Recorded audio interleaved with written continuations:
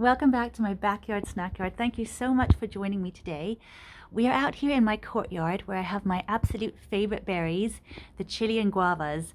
I recently did a video on this bush in particular where I really focused on it because it is such a good fruiter. It produces these really big ones that are just so delicious. So these ones are all members of the myrtle family, also known as Ugni Molinae, and they just produce these beautiful flowers that smell amazing. They smell a bit like lily of the valley, just a really strong, beautiful scent. And then you get these berries at this time of year. And they've been ripe for a while now. I've been picking them because there are so many. The bush is completely covered. This one is called bellaberry and it just lives up to its name completely. It's absolutely stunning. Down here we have some other cultivars. This is a flambeau. It's also getting full of berries. This is just a little cutting. So the mother plant's over there, the brother plant is there. It's a bit sparse. I need to sort them out. Basically all the plants really need repotting. You can see this one's in a really tight fit. And I have a giant pot earmarked for it on the other side of the garden. So as soon as all the berries are picked, I'm going to repot it. But it's starting to rain now, so I must hurry up. And what I wanted to do today is actually a taste comparison. This is my favorite thing to do besides tasting. I mean, of course, tasting is always the best, but when you can compare two different cultivars of the same plant, it's even better. And what I have here is the one that's supposed to be the largest cultivar of Chilean guava. It is called Ka-Pow. And actually, until 2 years ago, this was my largest plant too. It was absolutely stunning and covered in berries, perhaps even more covered in berries than the bellaberry now. But then I planted it into the ground in quite a windy, unprotected, cold spot, and it just really suffered so badly. It got really killed off by frost. And so last winter I really protected a lot, but then even then it just didn't thrive at all. And then the builders actually stepped on it and really crushed it. We had some builders here fixing our roof. So I actually dug it up and put it into a pot, and it has lots of supporting sticks. It was just really falling apart. And as you can see, it has really worked so hard on bouncing back and also producing some fruit. And it's produced more than I expected. And even though they're looking very pale, this is how they tend to look when they're ripe on this cultivar. So I wanted to pick a few. Some of them are not looking ideal, but I mean the bush is still in a little bit of a state of trying to repair itself. And I think by next year, it's going to be doing absolutely great. And I will also give it a good repotting too, just like at least add some new compost down there.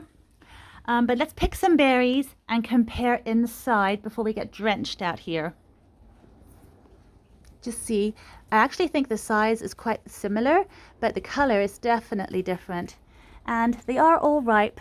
You can sort of tell when they have a little bit of a give to them and they're not hard as little rocks, then they're ripe. So there are the Ka-Pow, and let's get some bellaberries over here. This one has such a strong strawberry scent. You can really see a difference in color. Let's put them in here like that. And there's no chance of mixing these two up. But actually, just to be sure, they're exactly the same size. Let me pick some more and keep them separate this time. I'm really getting wet now. I need to go inside. Okay, there are the bellaberry. No, there are the Ka-Pow.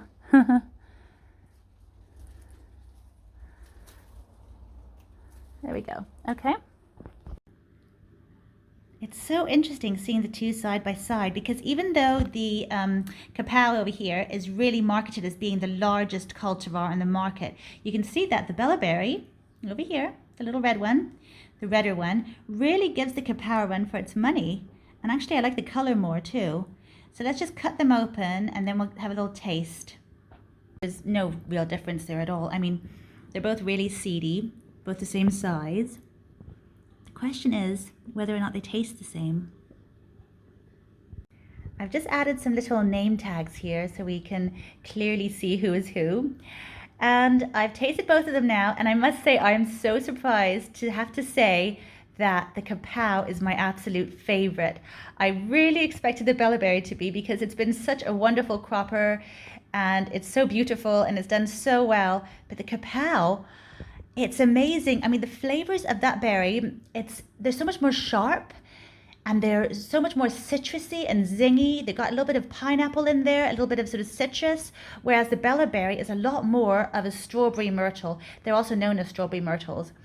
It has much more of a strawberry flavor, really, I think a bit more sweetness too, but I really like that sort of zinginess. So I think it really depends on your palate. So if you really like sort of more sharp flavors, more maybe sour flavors, maybe the Ka-Pow will be for you, whereas if you like more sweetness, the Bella berry is for you. But I must say that, I mean, both of them, I absolutely just adore these berries. They are my absolute favorite.